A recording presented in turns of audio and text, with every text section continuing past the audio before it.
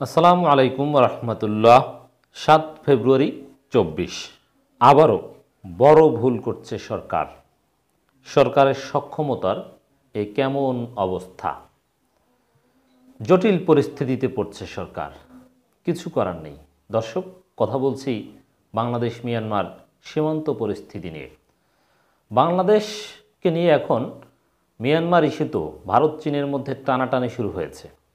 অন্যদিকে যুক্তরাষ্ট্র সিস্টেমে বাংলাদেশ মিয়ানমার ভারত চীন এই ইস্যুতে সক্রিয় হওয়ার ইঙ্গিত দিচ্ছে। তো বেকায়দা এবং জটিল পরিস্থিতিতে পড়ছে বাংলাদেশ। বাংলাদেশের সক্ষমতা যে অত্যন্ত দুর্বল, দেশের স্বার্থে যে তারা সিদ্ধান্ত নিতে পারছে না, সেটা এখন সামনে আসছে। বরং সরকার বাধ্য হচ্ছে।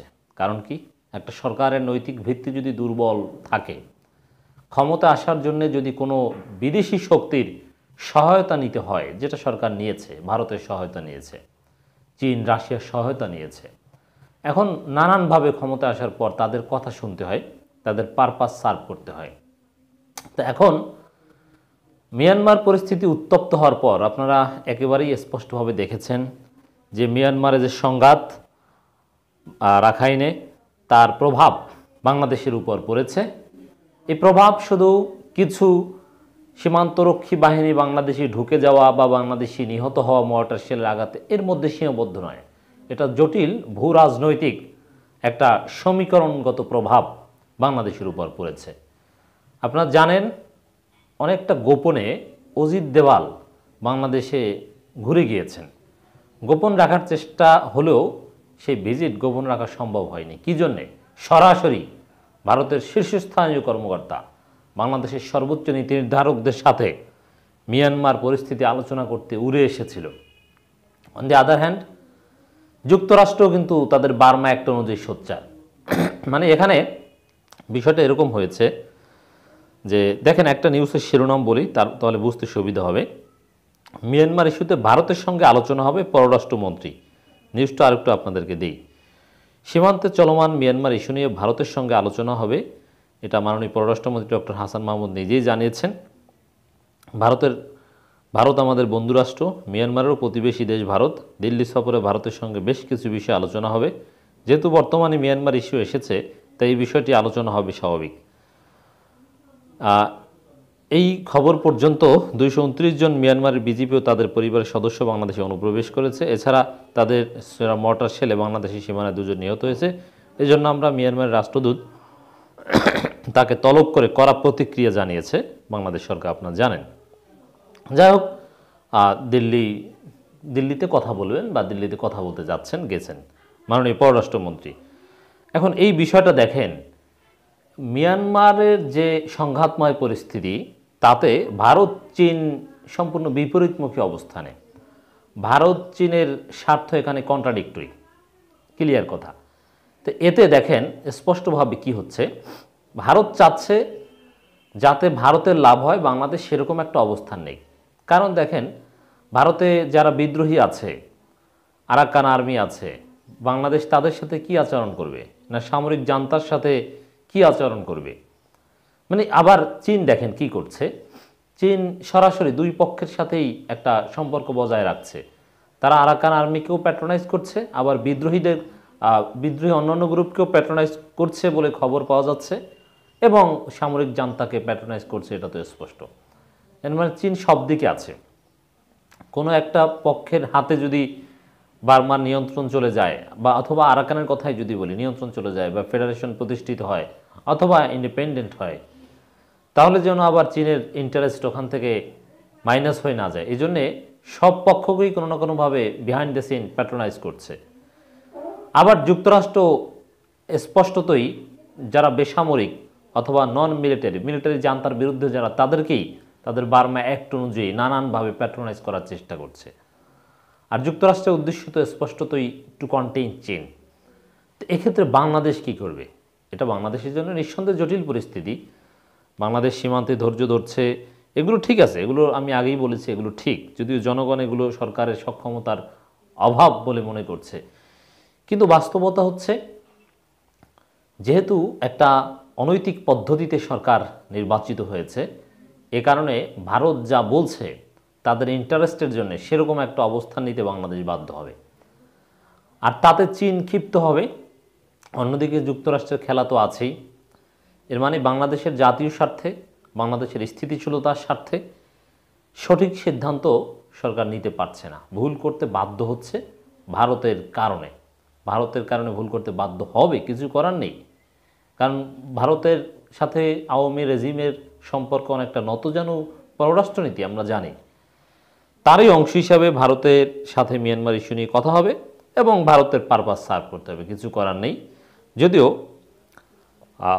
এই যে রোহিঙ্গারা বাংলাদেশে আছে এ বিষয়ে ভারত কখনোই বাংলাদেশের পাশে দাঁড়ায়নি, কিন্তু বাংলাদেশ ভারতের পাশে দাঁড়াতে বাধ্য হবে। কারণ কি, ওই যে নির্বাচনে জিতিয়ে দিয়েছে, ভারত সহায়তা করেছে, যেটা জরুরি ছিল বলেও আওয়ামী লীগের সাধারণ সম্পাদক স্বীকার করেছেন। অতএব এজন্য জাতীয় স্বার্থ জলাঞ্জলি দিয়ে ভুল সিদ্ধান্ত নিতে সরকার বাধ্য হতে পারে, এতে কোনো সন্দেহ নেই। আর চীন কি তাতে বসে থাকবে? কখনোই নয়। দেখেন, চীন ক্ষিপ্ত হয়ে ভারতকে প্রেশার ক্রিয়েট করার অংশ হিসেবে ভারতকে যেন বাংলাদেশ অতিরিক্ত স্বার্থ না দেয় মিয়ানমার ইস্যুতে, বা সেরকম কোনো সিদ্ধান্ত না নেয়, এজন্যে চীন কিন্তু নানা ষড়যন্ত্র করতে পারে। কি সেটা? চীনের উস্কানিতে বিদ্রোহীরা, আরাকান আর্মি বা আরও যারা 3 দলীয় জোট আপনারা জানেন যে অনেকে এক হয়েছে, এরা অনেকে বাংলাদেশ সীমান্তে ঢুকে যেতে পারে, বাংলাদেশের ভিতরে অনুপ্রবেশ করতে পারে, এবং চীন নানানভাবে সেই অনুপ্রবেশে উস্কানি দিতে পারে, যাতে বাংলাদেশে একটা অস্থিতিশীল পরিস্থিতি তৈরি হয়, বাংলাদেশের জন্য সোচ্চার হতে বাধ্য হয়, বাংলাদেশের জন্য কোনো না কোনোভাবে যুদ্ধে জড়িয়ে যায়।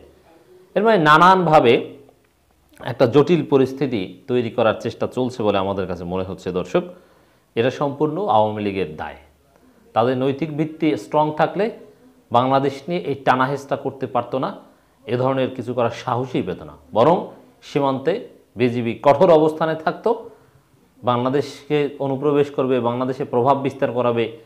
এমনকি দেখেন, সবচেয়ে ভয়ানক যে বিষয়টা, যে সামরিক জান্তা যদি অভিযোগ করে যে বাংলাদেশের ভিতর থেকে শক্তি সঞ্চয় করছে আরাকান আর্মি, তারা প্রশিক্ষণ নিচ্ছে, রোহিঙ্গারা যে অবস্থান করছে, রোহিঙ্গা ক্যাম্পের ভিতরে নাকি বিদ্রোহীদের নানান ঘাঁটি আছে ইত্যাদি ইত্যাদি। অতএব সেই অভিযোগ তুলে বাংলাদেশেও যদি অভিযান শুরু করে দেয় আরাকান আর্মি, অবাক হওয়ার মতো থাকবে না। এবং সেটা যদি হয় তাহলে টু কন্টেইন ভারত, চীনের পরামর্শে সামরিক জান্তা সেটা করতে পারে, যেহেতু চীন সামরিক জান্তাদেরকেও প্যাট্রোনাইজ করছে। এর মানে বাংলাদেশ নিয়ে একটা জটিল খেলা হচ্ছে। এই জটিল খেলায়, জটিল সময়ে আসলে সরকার পারফেক্ট রোল প্লে করতে পারছে না। এখানে উচিত ছিল এই জটিল পরিস্থিতিতে দল মত নির্বিশেষে সমস্ত বাঙালি ঐক্যবদ্ধভাবে এই পরিস্থিতি মোকাবেলা করবে, কিন্তু না, সেটা হচ্ছে না। সরকারের দুর্বলতারই সমালোচনা হচ্ছে। তো আশা করি দর্শক, সমীকরণটা আপনাদেরকে বোঝাতে পারছি যে কতটা জটিল পরিস্থিতি। দেখেন, কারো সঙ্গে আমরা যুদ্ধে জড়াতে চাই না, ওবায়দুল কাদেরের এই বক্তব্য সঠিক, এটাই হওয়া উচিত। কিন্তু এটা অনেকে মনে করে যে সরকারের সক্ষমতার অভাব, যে সরকারের দুর্বলতা। বরং এখানে আরও কঠোর হওয়ার কথা, যে বাংলাদেশের ভিতরে বা তোমরা মারামারি করবে তোমাদের দেশে, বাংলাদেশের ক্ষেত্রে জিরো টলারেন্স, এখানে কাউকে ঢুকতে দেওয়া হবে না, একেবারে কঠিন অবস্থান, প্রয়োজন পিটিয়ে পাঠিয়ে দেওয়া হবে। এরকম কিছু অবস্থান, এরকম কিছু কড়া কথাবার্তা বলে জনগণ কিন্তু বাংলাদেশের নিরাপত্তা নিয়ে আরও বেশি আশ্বস্ত হতো।